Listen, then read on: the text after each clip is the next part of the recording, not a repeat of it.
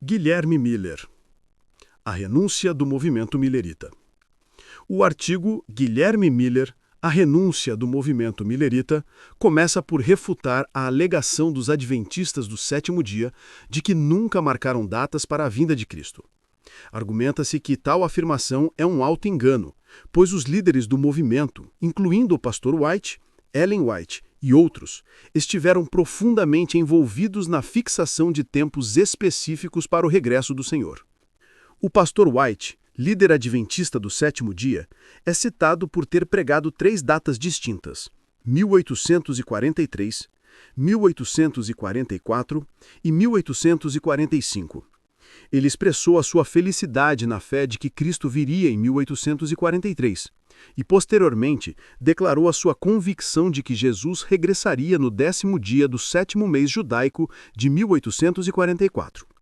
Além disso, poucos dias antes de 1845 terminar, ele esteve ativamente a pregar sobre a questão do tempo em Fairhaven e Dartmouth, Massachusetts, mostrando a sua crença na iminência daquele ano. O artigo conclui que o pastor White foi inegavelmente um marcador de datas. Ellen White, a profetisa do movimento, também esteve implicada na marcação das datas de 1843 e 1844. Ela mesma testificou: "Estávamos firmes na crença de que a pregação dos tempos definidos era de Deus." Relatou a sua experiência de cuidado e tremor ao se aproximar a data de 1843, seguida da subsequente decepção. Mais tarde, as suas esperanças estavam centradas na vinda do Senhor para 1844, confirmando seu envolvimento direto na marcação do tempo.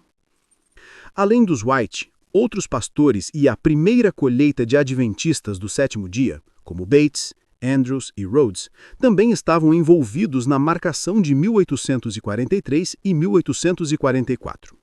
O artigo sublinha que os adventistas do sétimo dia ainda hoje apoiam a marcação de Miller para as datas de 1843 e 1844 como certa e aprovada por Deus.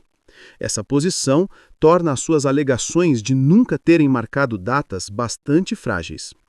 Para ilustrar, o texto utiliza uma analogia. O ladrão diz: "Eu não usava este casaco quando eu roubei a ovelha, portanto, eu nunca a roubei." A ideia é que, sendo as mesmas pessoas ou sucessores diretos do movimento, a responsabilidade pelas datas marcadas lhes pertence. A primeira mensagem dos adventistas, afinal, foi em 1844, um período de marcação de datas. A responsabilidade de Miller e a sua oposição ao adventismo do sétimo dia. O artigo aponta William Miller como o fundador e líder do movimento adventista original, sendo ele o responsável por iniciar a definição de tempos para a vinda do Senhor. Ao apoiarem o trabalho de Miller como sendo de Deus, os adventistas do sétimo dia são considerados endossadores da marcação de datas e, portanto, devem suportar todo o ódio que este negócio fanático atrai. No entanto, há uma divergência crucial entre Miller e os adventistas do sétimo dia que o artigo destaca. Após a passagem das datas de 1843 e 1844, Miller demonstrou uma franca confissão de erro. Ele reconheceu a sua decepção e afirmou que nós esperávamos pela vinda pessoal de Cristo na época, e agora afirmar que não estávamos enganados seria desonesto. Ele enfatizou a importância de francamente confessar nossos erros. Mais significativamente, Miller repudiou veementemente todas as novas teorias que cresceram deste movimento após a decepção. Ele especificamente rejeitou ideias como Cristo ter vindo como esposo, a porta da misericórdia ter sido fechada, a inexistência de salvação para pecadores, o toque da 7ª trombeta, ou que os eventos de 1844 tivessem sido um cumprimento da profecia em qualquer sentido. O artigo enfatiza que Miller, especialmente, aponta a posição do adventismo do sétimo dia como sendo totalmente errada.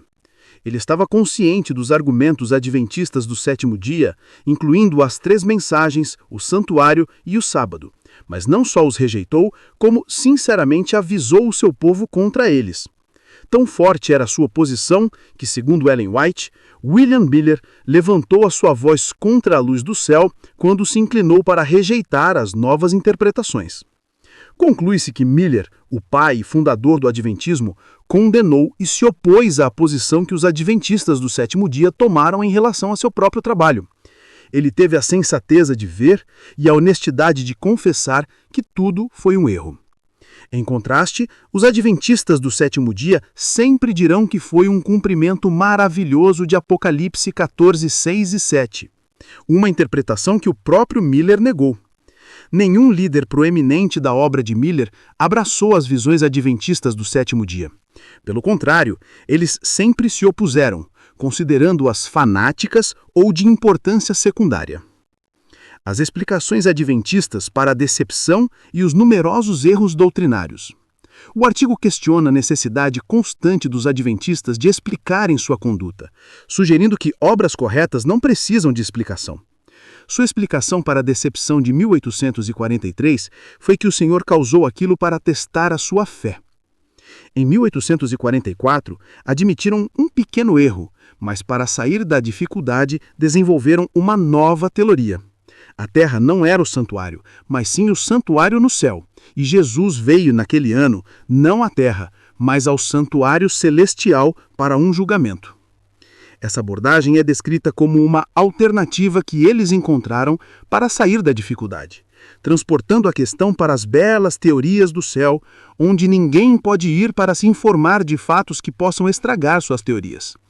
Eles teriam o tempo errado em 1843 e o lugar e o evento errados em 1844, mas ainda assim defendem que o movimento estava certo. O artigo prossegue com uma lista exaustiva de erros doutrinários e práticos cometidos pelos adventistas, o que, segundo o autor, deveria levá-los a serem mais modestos e reconhecerem que foram guiados por homens e não por Deus. 1. Marcação de datas falhadas. 1843, 1844 e 1845. 2. A Terra como santuário. A crença inicial de 1844 foi admitida como um erro. 3. Porta fechada da salvação. Durante algum tempo, após 1844, defendiam que a chance de salvação para pecadores havia terminado, o que é descrito como um erro medonho. Mais tarde, essa posição foi revertida com a afirmação de que a porta ainda está aberta. O pastor White chegou a declarar em 1850 que não pode haver nenhum outro lugar para a porta fechada, mas sim no outono de 1844, enquanto o Smith, em 1889, afirmou que a porta ainda está aberta e outros convidados podem vir. 4. Guarda do sábado. Durante 10 anos, começavam o sábado às 18 horas, em vez do pôr do sol, transgredindo-o semanalmente. 5. Educação das crianças. Mantiveram as crianças fora da escola por anos, acreditando que o fim estava tão próximo que a educação não seria necessária. 6. Doação de bens. Doaram seus bens em 1844 por não acreditarem que precisariam deles após a vinda de Cristo. 7. Votação. Anteriormente não votavam, considerando isso uma ação das igrejas caídas. Agora votam livremente. 8. Nome da igreja. Sustentavam que era errado ter um nome para a igreja, pois seria agir como Babilônia. Agora tem um nome. 9. Organização da igreja. Consideravam a organização da igreja errada, por ser como Babilônia. Agora estão organizados. 10. Plantio de árvores. Chegaram a sustentar que plantar árvores era negar a fé, pois elas nunca cresceriam para dar frutos. 11. Vestuário. Conduzidas por uma revelação de Ellen White, as irmãs vestiam vestidos curtos com calças por baixo, uma prática que foi abandonada.